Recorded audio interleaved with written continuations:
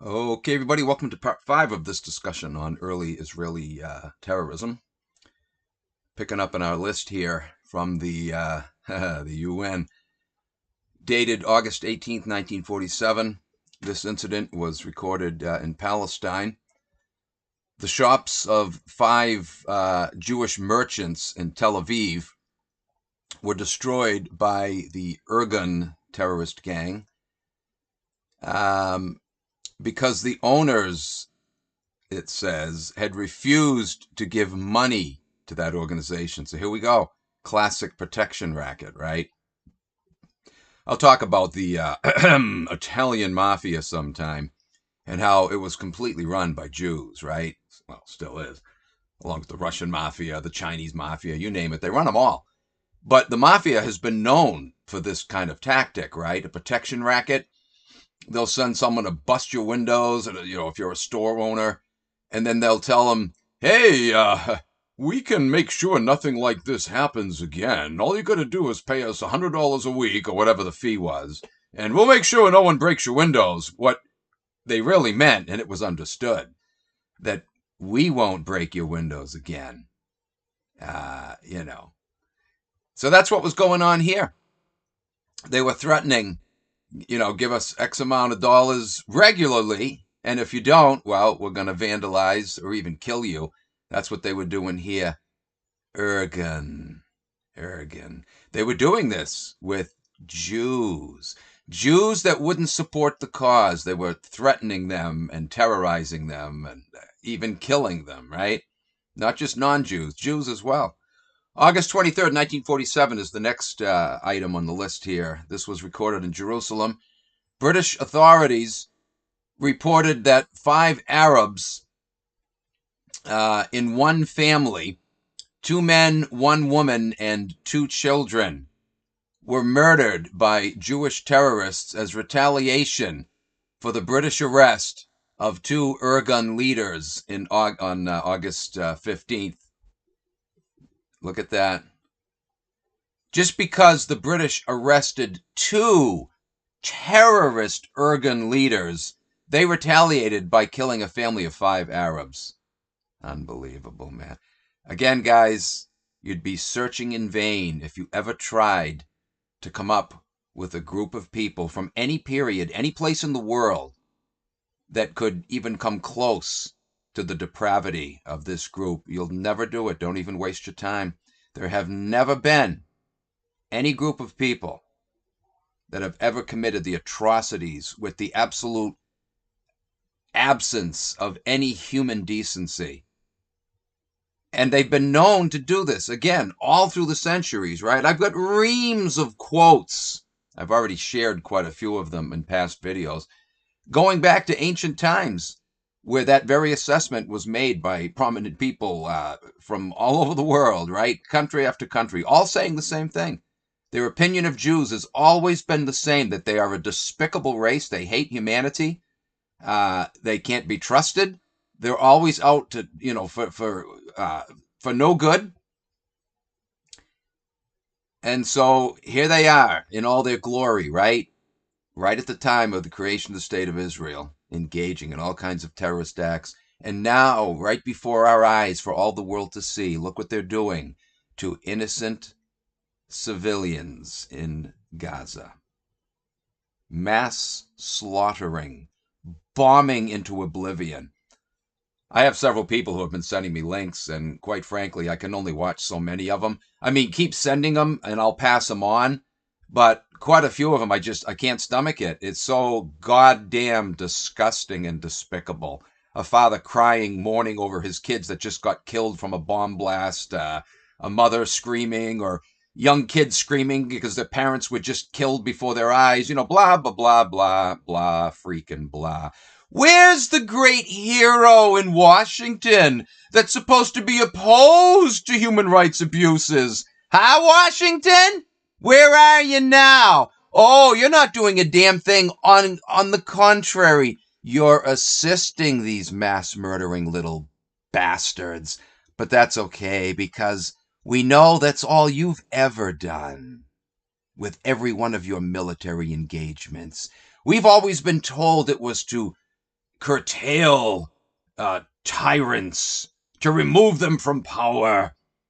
It was easier to fall for it then because we didn't have front row seats to show us what was really happening. We didn't have the internet, really, is what we didn't have. Most people who trust the mainstream media are still getting that phony front row seat view. But you know what? A lot of them, a hell of a lot of them now are realizing you can't trust the goddamn television set. So they're turning to other sources and they're realizing the reality is much different than how it's being portrayed. Even the left, the left that usually licks your hind parts, you little bastards, with their BLM and Antifa crap, they're not falling for this either. That's a big problem for you, a big problem. They go along with all your other shenanigans, but historically the left has always favored the Palestinians, the underdog, right? Nah, you got a big problem, you little Jew criminal bastards. What are you going to do now? You got a great many Israelis that can't stand what you're doing. You got a great many American Jews that don't like what's going on. You got a lot of dissension right within your own ranks, to say nothing of the Gentile world. Keep it up, scumbags. Keep it up. It will be your undoing. And oh, is that going to be glorious. September 9th, 1947, in Hamburg, Germany, is the next entry. In a bitter 3-hour fight aboard the Runnymede Park vessel, 350 British troops had completed a 2-day forced debarkation of 4,300 Exodus 1947 illegal Jewish refugees that I mentioned in the last video from 3 ships, in Hamburg, Germany. First ashore the previous day were the Ocean Vigors 1406. A few put up token resistance, and 5 passengers sustained minor injuries. Earlier on this same date, the Empire Rivals 1420 passengers debarked peaceably after a homemade bomb was found in the ship's hold. Look how relentless they were. Many of the Runnymede Park's 1,485 passengers fiercely resisted the debarkation process, and British military units had to use fire hoses and truncheons to route resistors below deck. Anyway, the Jews were taken ashore screaming Nazis to the British. Oh yeah, they were playing that little trump card back then too. Runnymede Park casualties officially were 24 Jews and 3 British injured, with 50 leaders of the resistance on that ship taken to jail. So this was, a major uprising here. German police broke up a Hamburg demonstration on this date by 1,300 Jewish DPs from the Bergen-Belsen camp, where British Foreign Secretary Ernst Bevin was hanged in effigy on September 7th. The debarked Exodus passengers were interned in Poppendorf camp near Lübeck for screening by nationalities. And at first, all of them refused to cooperate with British authorities until the passengers were threatened with a diet of bread and water, and then they started to back down. September 10th is the next date, 1947, Washington, D.C. On this date, Secretary of State George Marshall disclosed that the U.S. had urged Britain to reconsider sending the Exodus group to Germany. Remember, they'd first sent them to France and they didn't want to debark there.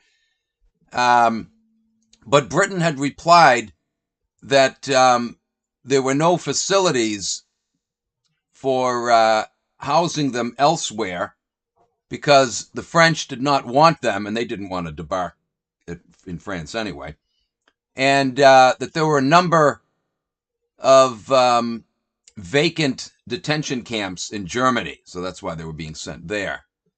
September 11th, in Paris is the next entry. The French government had now announced that it would admit the Exodus refugees if they were not forcibly deported from Germany, and on the understanding that they would be admitted eventually to Palestine. Well, yeah, you can see who was really pulling the strings there, right? Yeah, you can bring them over here as long as they're allowed to go to Palestine, which is the whole reason why they were taking them over there in the first place, to get them out of frickin' Palestine. You gotta love it, man. Major Jew-ass kissing there. September 7th, and they were saying that too, to pander to them, so that they wouldn't commit terrorist acts there. Oh, we're your friends. We're going to ensure that you make it to Palestine. Disgusting, man. Look at this, guys. Look at this crap. The unbelievable, the best you can say is inconvenience, right? They're a pain in the ass at the best. At the very best, they're a pain in the ass. But, this goes far beyond being a pain in the ass. They're mass murdering criminal bastards. Look at the havoc they have wreaked and yet gotten away with, right? Look how nation after nation, century after century has put up with their frickin' crap, man. September 7th, 1947. This entry is in Paris. French police stated that a Stern Gang plot to attack London with homemade fire extinguisher bombs was being planned from the air, but was thwarted through the cooperation of Reginald Gilbert of St. Louis, Missouri, a student and wartime RCAF and AAF pilot.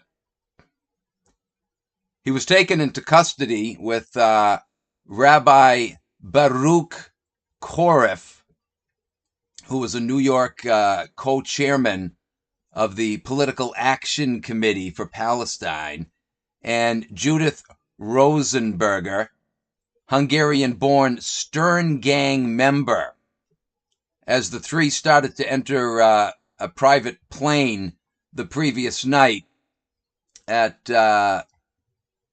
Tussis-les-Noble Field near Versailles. Wow, wow, wow. Gilbert informed French police that Koref had approached him in Paris a week earlier with an offer for flying a bombing mission over London on the day of the Exodus illegal immigrant landings in Germany. Can you believe this, guys?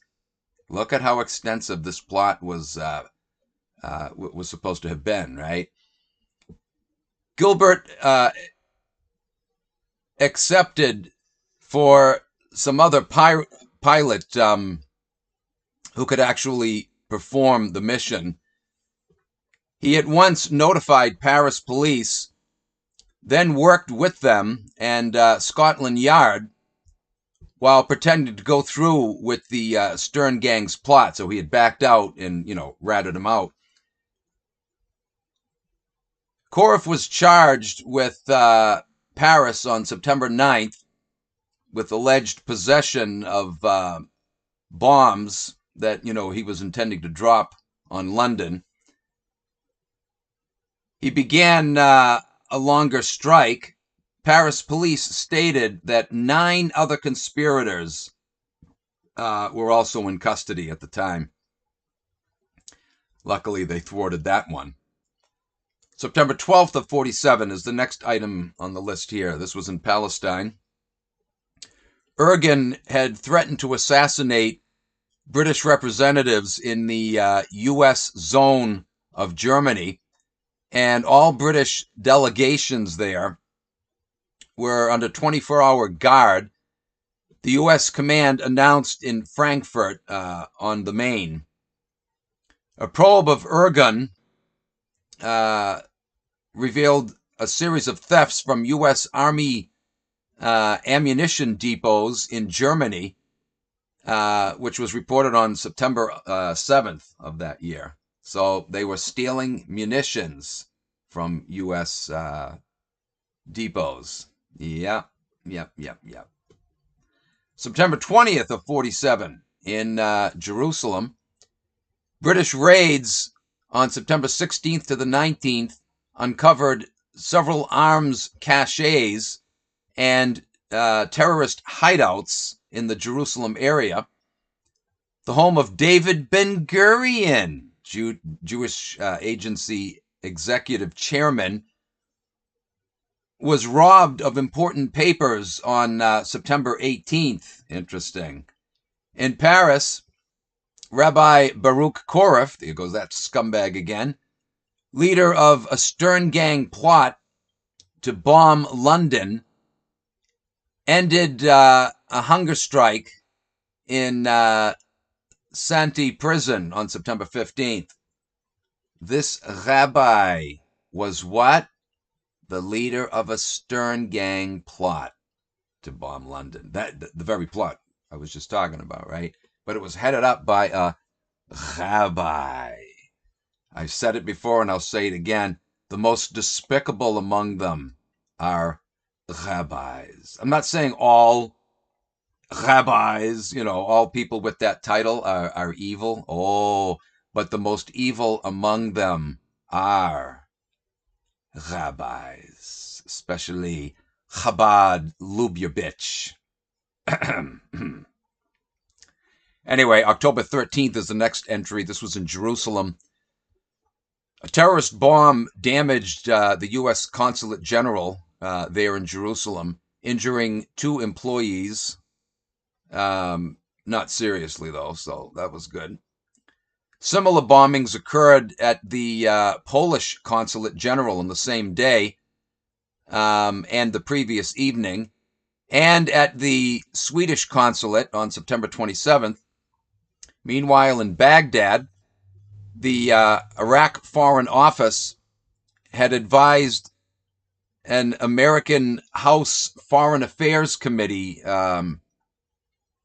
not to make a projected visit there because of a, quote, high feeling over U.S. endorsement of partitioning of Palestine. In other words, we've got some whisperings that you're going to be targeted now because of your favoring of the partitioning of Palestine. Frickin' unreal, man. And yet, the U.S. wholeheartedly, through Truman, 33rd degree Truman, wholeheartedly recognized the new illegitimate state of Israel immediately. In spite of all of these terrorist acts against the Brits, threats against U.S. targets, stealing munitions from U.S. depots, on and on it goes, right? There was Mr. Truman. Some people would say, no, that can't be, that couldn't have happened. It did happen. Others would say, well, yeah, I know what happened, but I just don't understand. How could that have happened? Why did we do that?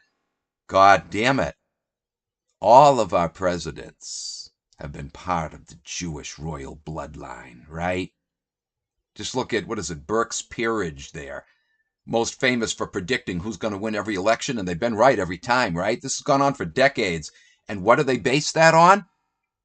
the one that has the closest blood ties to the British royal family, which of course is not British, is it? It's Jewish. But nevertheless, they have been right in predicting who's going to win every election on the basis of which of the two candidates has the closest blood ties. They both have blood ties, but the one that has the closest blood ties they have recognized has always been the one to win the presidential election. Stolen or otherwise, they're the ones that always wind up winning, right? They're all interrelated, folks. They all go back to the Jewish British royal bloodline. So when you see Truman turning a blind eye to all their terrorist acts and recognizing this terrorist state, now it makes complete sense, doesn't it? When you see LBJ, in spite of the fact that a U.S. ship got attacked and, 150 or whatever servicemen got killed, I want that son of a bitch to go to the bottom. He actually wanted the ship sunk and covered Israel's fat ass, right?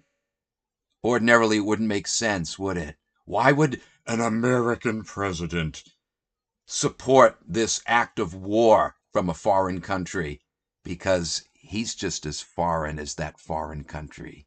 He was a Sephardic Jew, part of the bloodline, right? His predecessor, although tied in with that bloodline, wasn't going along with the program and was demanding compliance, as a president should, right? A legitimate president.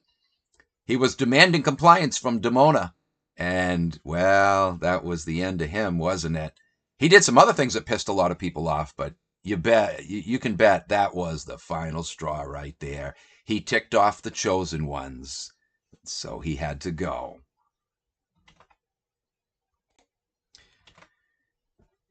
Nevertheless, in spite of all the ass-kissing that has gone on at the highest levels of our government with the Chosenites, at this time, the State Department issued an announcement that it would award no passports to American citizens who wanted to take part in terrorism in Palestine. Maybe this was for window dressing purposes, just to quell the American public that was fed up with what was going on over in Palestine. Who knows?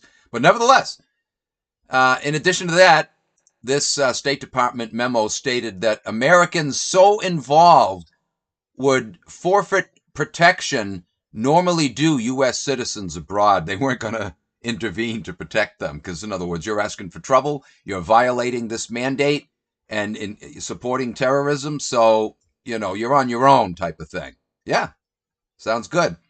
I don't know how genuine this was. May have been, right? There may have been people in the State Department. They didn't have it completely hijacked then. What they did have hijacked was the Oval Office. That's for sure. So this may, in fact, have represented genuine opposition to Israel, or at least the fetal Israel. October 18th, 1947, in Palestine is the next entry. The Palestine government stated that Palestine Arab forces had been sent from the Trans-Jordan frontier to the Syrian and Lebanon borders to replace a British brigade which recently had left Palestine. Zionists protested having Arab troops on the border of northern Palestine. Shut up. That land was never yours in ancient times, and it ain't yours now. God damn it. Not legitimately, it ain't. November 14th, 1947 is the next entry in Palestine. Jewish terrorists killed 2 British policemen in Jerusalem and 2 soldiers in Tel Aviv to raise the total casualties in just 3 days of violence to 10 Britons, 5 Jews killed, and 33 Britons and 5 Jews wounded. Just absolute mayhem at every turn, right? That's all you get with these bastards, just like that's all we're getting now. You know, we're literally looking at, forget the Russia-Ukraine thing, right? Right now, with what's going on with Israel against the Gazans, right? This is literally, potentially, World War III, right? This has a much greater potential to involve the entire planet in a massive bloodshed. And oh, nothing would give them a lump in their pants more than that. Pardon my vulgar illustration there, but this whole situation is pretty vulgar. It requires a vulgar illustration. Guys, they get their rocks off on war, right? These are the bastards, let me remind you, that brought us World War I, World War II, the Cold War, the phony war on terror, on and on and on it goes, right? The war on COVID. All of this frickin' crap, man. In addition to all the lives that these farce things have destroyed, look at how it's ruined economies as well, right? Maybe the ones who died in these fiascos were the lucky ones, because the ones who lived on now had to live substandard lives, drowning in debt, trying to get by on meager wages with a currency that had been severely devaluated, right? Look what these bastards have done. Look what they've gotten away with, and look what they're still getting away with. With all the videos I've done so far on my 2 channels, right? It's like 1,050 somewhat, or 60 somewhat. Actually, I think it's over 1,070 now. I haven't even scratched the goddamn surface yet. I haven't. Oh, there's so much more to cover. Their crimes are unfathomably piled heaven high, right? And as we speak, they're still being piled even higher. How much longer, Goyim, are we going to tolerate these sons of bitches? Because they're hell-bent on absolutely destroying what little is left of this world. You think it's bad now? Ha ha ha ha. These sons of bitches are just getting warmed up, baby. This is nothing compared to how they want it to be. George Orwell was not kidding when he said, "The picture of the future as traced out in my mind is a boot stomping on the human face forever." That's the Jewish picture. That's exactly what they want. And you know what? They'll get it. If we don't stop them, they will get it. They have got to be stopped at all costs.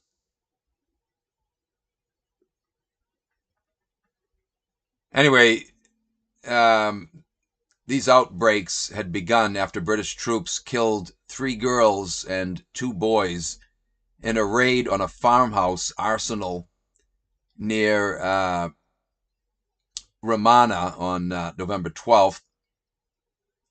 The terrorists had retaliated the previous day by throwing hand grenades and firing machine guns into the Ritz Cafe in Jerusalem.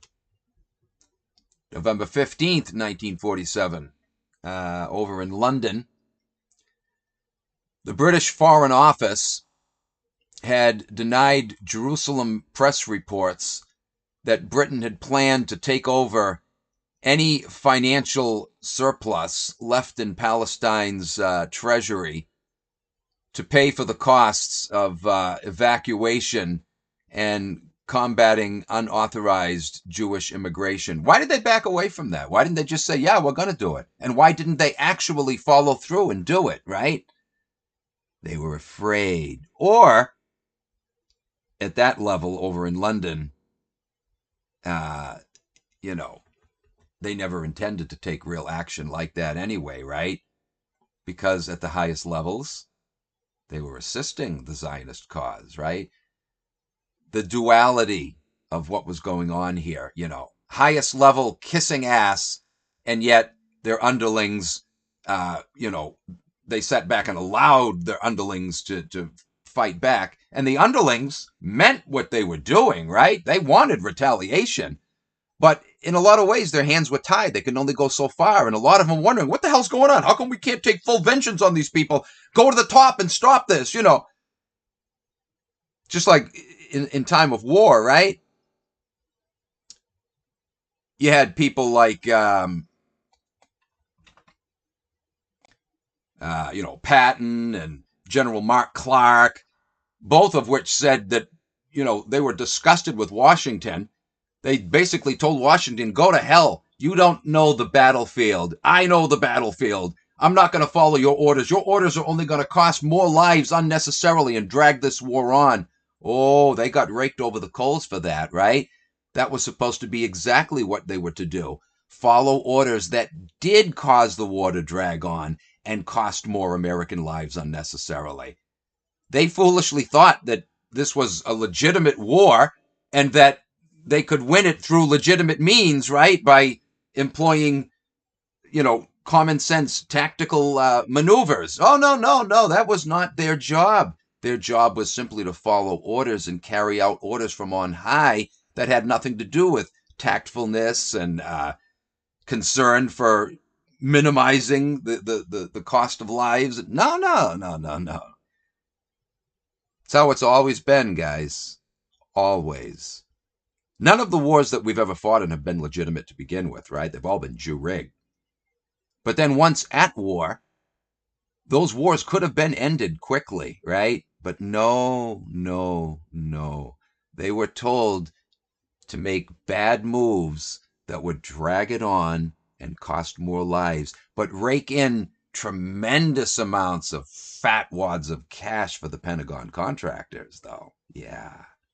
But it wasn't just about making money. It was, in fact, about killing off a bunch of young Americans, killing off a bunch of innocent civilians overseas in the battles that we were waging. Just look at the My Lai goddamn massacre, right, in Vietnam. Holy Jesus Christ. I'll talk about that sometime.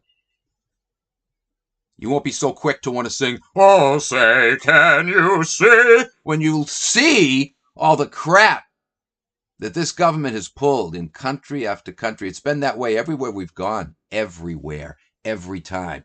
The My Lai thing is the most blatantly obvious, right? But that kind of crap has gone on. I already talked about what we did in Panama, right? Back in '89. There's no exception to the rule. The way the media portrays it, though, every time our military goes into this and that in the other country, it's always and only for good, bringing freedom and democracy, blah, blah, blah, blah, blah.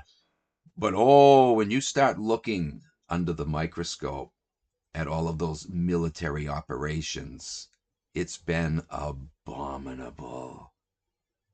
And the countries that we stuck our nose in, they weren't appreciative of what we were doing at all. They resented our presence there. They knew that we were up to no good. Anyway. And how could it be otherwise, guys? Even though our servicemen, a lot of them might go over there with good intentions, right? Some of them just don't care. Especially nowadays, right? To them, it's like, wow, living out a real-life video game. This is cool. But in the past, a lot of our servicemen who went over, they weren't going over there with evil intentions, right? They really fell for the red, white, and blue propaganda. They thought it was bringing freedom and democracy, right? Remember all the stories during, the Afghan War and Iraq War II in 2003 of our servicemen committing suicide while on duty? You know why that was, right? Because they realized they went in with the most sincere aspirations, right? They wanted to defend America and strike back at the terrorists who were guilty for 9/11, so they thought, right? But then they get over there and they see what's actually going on and they realize, holy mother of Christ, this whole thing's a frickin' lie. It was so overwhelming for them. And they realized, we're stuck here. What can we do? They committed suicide. They didn't want to be a party to that abominable system now that they realized too late was in fact abominable. God damn it all, man. Anyway, November 16th, 1947 in Palestine is the next entry. About 185 European Jews landed near Naharia, or Naharia, however you pronounce that, from a small schooner and escaped before the Brits could intercept them. A larger vessel, the Kalima, was seized and brought to Haifa, where 794 Jews were transshipped to a British transport headed for Cyprus. Again, to divert them away from Palestine, right? More illegal Jewish immigrants. November 17th is the next date in Jerusalem, the very next day. The British administration disclosed on this date that it would sell state-owned real estate along the Haifa waterfront, from which it expected to make $8 million.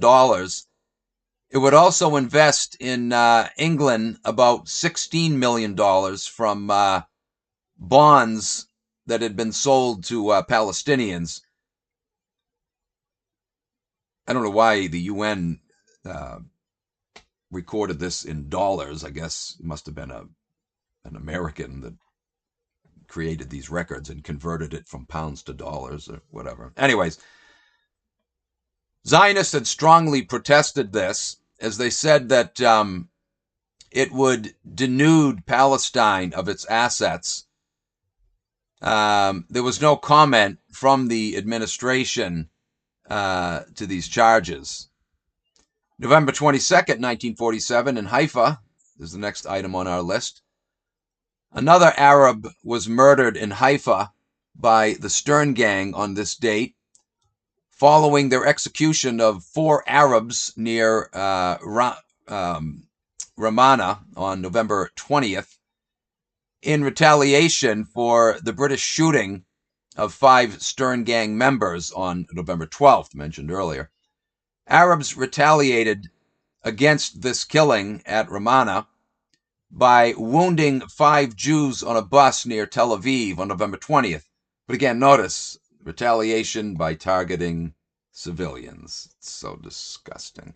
Even when the Jews themselves initially target civilians, you don't strike back by targeting their civilians. You strike back at the root, right?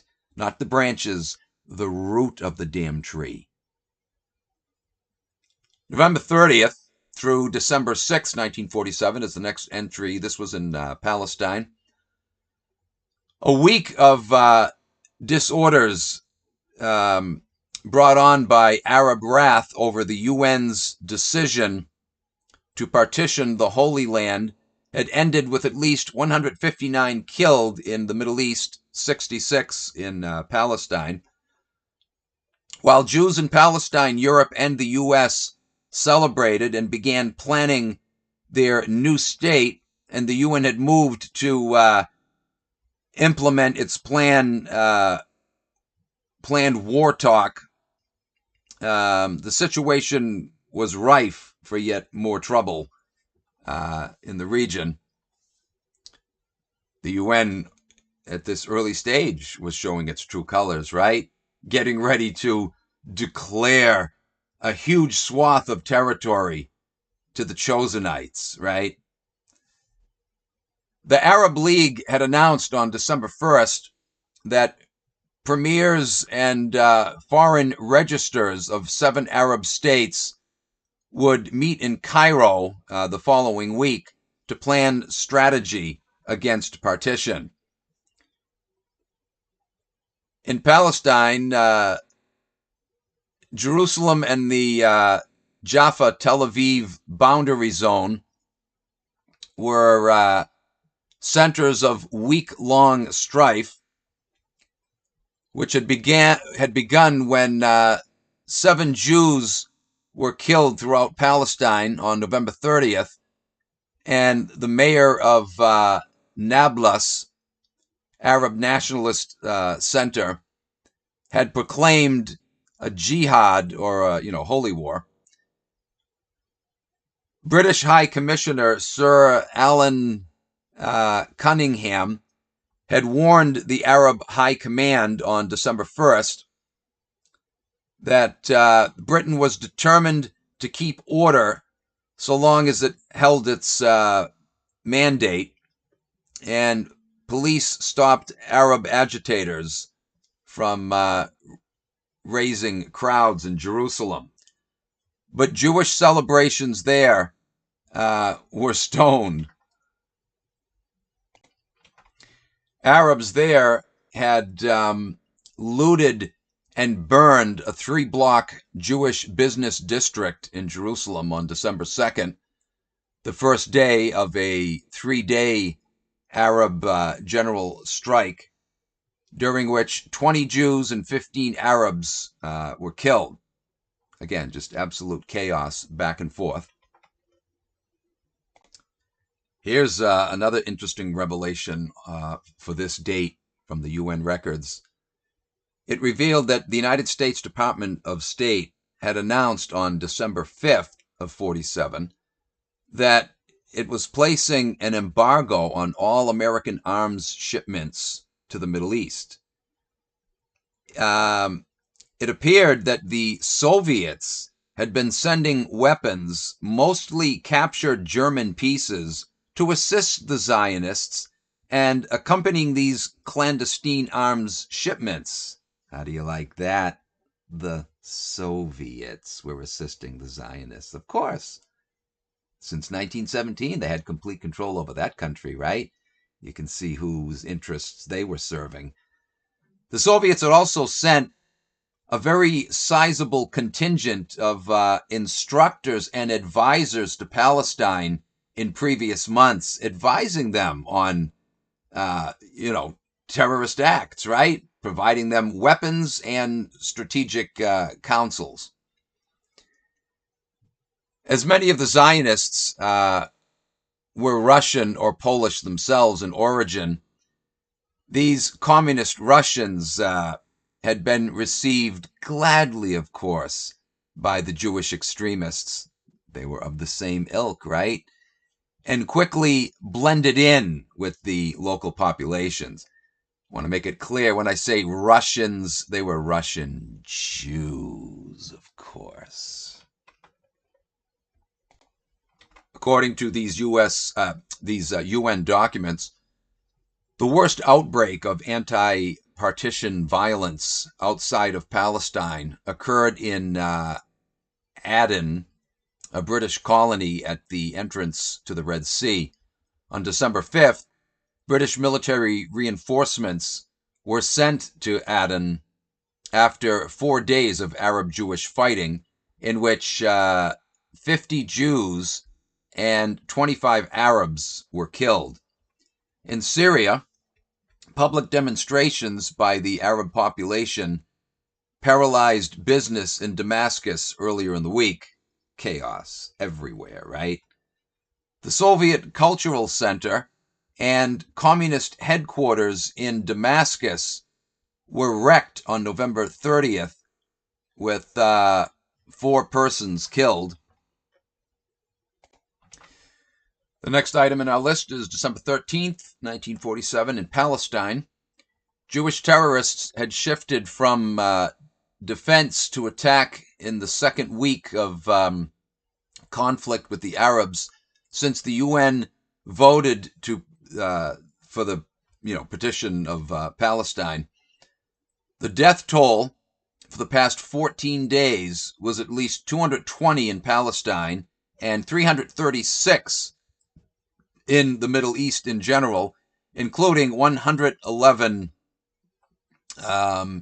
in Aden. Arab retaliatory raids at Jaffa and Tel Aviv had killed 30 Jews and Arabs when local businessmen on both sides arranged for a truce on December 10th to effect an orange harvest. On December 11th, however, the Arabs renewed their hostilities in the old city of Jerusalem, which was the worst day of this current strife, resulting in 41 fatalities throughout Palestine. On December 12th, Haganah launched attacks on both the Arabs and the British, with a death toll of 20 Arabs, 5 Jews, and 2 British soldiers killed. On December 13th, bombings by the Irgun killed at least 16 Arabs and injured 67 more in Jerusalem and Jaffa, and burned down 100 Arab houses in Jaffa. There they go again, right? Civilian targets, just like what we're seeing now. The next entry, December 18th, 1947, in Kisas, Haganah had killed 10 Arabs, including 5 children, in a reprisal raid on Kisas in northern Palestine. 5 children were involved in this particular attack. They love it, guys. They absolutely... Yeah, I talked recently on my other channel about how Judaism is Satanism, right? What's one of the hallmarks of Satanism but child sacrifice? The Jews love child sacrifice because they are, in fact, Satanists, right? Just look at all the blood libels of the Dark Ages. Nothing has changed, right? They do it under a different cover, but it's the same thing. They love targeting innocent people. The Bible's loaded with that, right?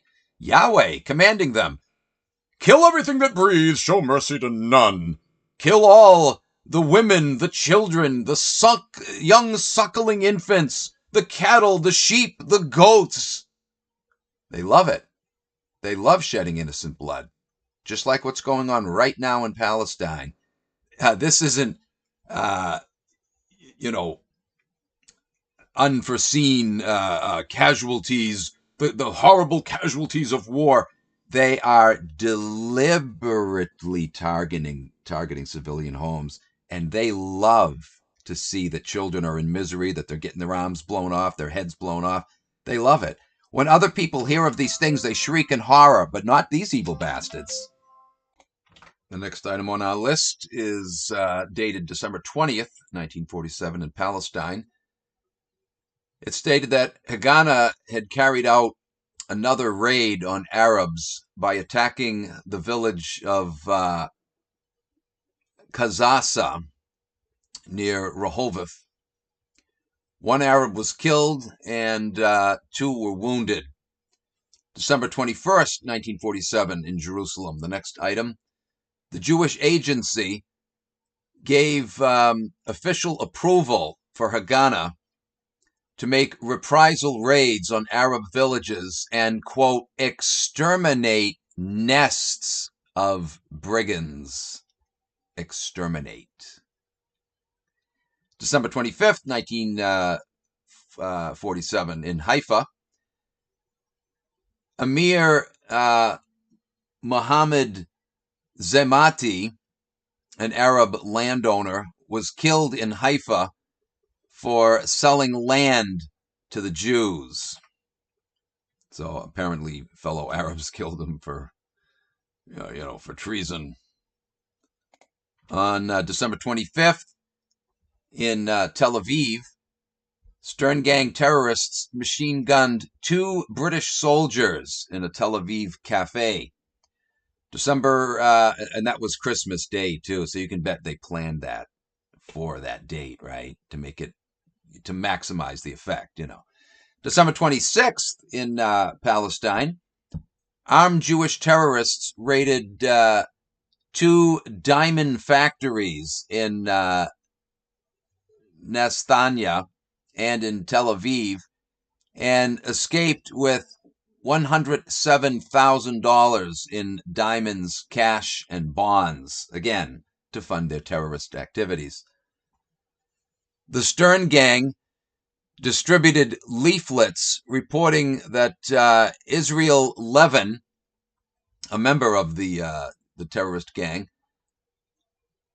was murdered in Tel Aviv on December 24th for trying to betray a Stern Gang member. Oh, so they murdered him for trying to betray a member.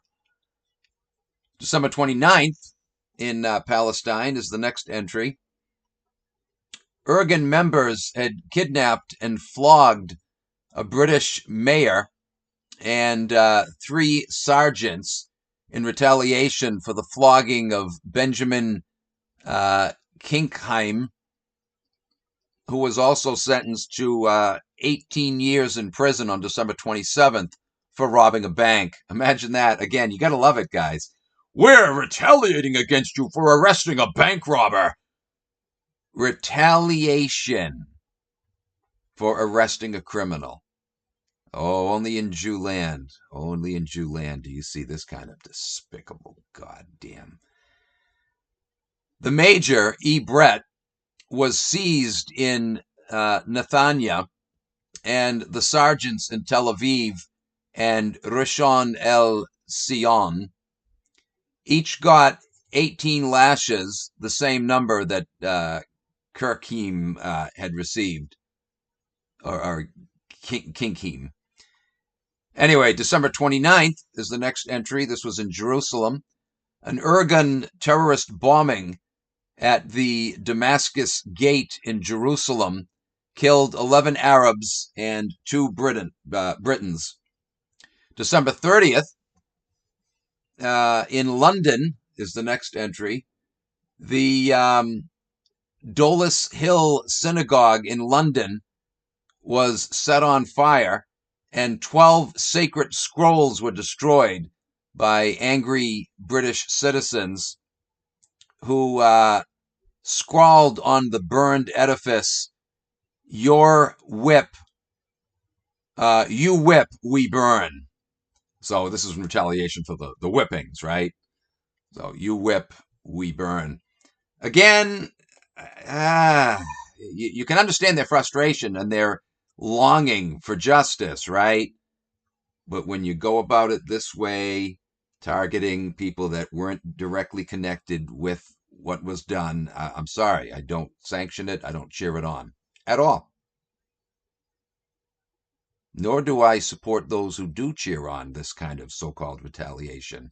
And sadly, there's a good many of them in the so-called truth movement. I don't consider those people allies at all when you have that kind of sick and twisted mentality. Anyway, December 21st to the 31st is the next entry. A whole slew of incidents occurring in this 10-day period in Palestine. Arab-Jewish conflict in the Holy Land had increased at this time.